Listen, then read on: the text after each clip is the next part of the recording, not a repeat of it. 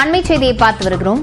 புதுக்கோட்டை மாவட்டம் வடகாட்டில் இருதரப்பினர் மோதிக்கொண்ட வழக்கில் தற்போது வட்டாட்சியர் விசாரணையை மேற்கொண்டு வருகிறார். விவரங்களுடன் செய்தியாளர் ரியாஸ் இணைந்திருக்கிறார்.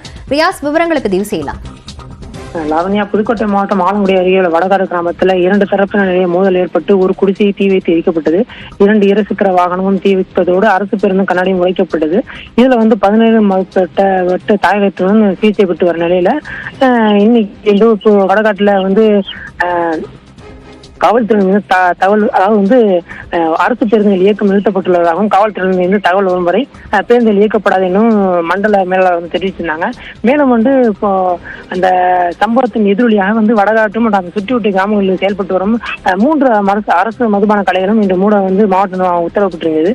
இனியில புதுக்கோட்டையில அம்பேத்கர் நகர் பகுதியில் ஆலங்குடி வட்டாட்சியர் வில்லியம் மோசஸ் பார்வையிட்டு மேலும் ஆய்வு செய்து வருகிறார்.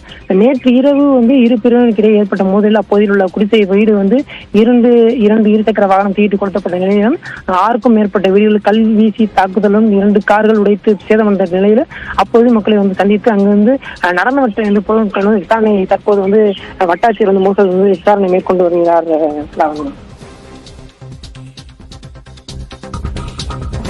விவரங்களுக்கு நன்றி ரியாஸ்.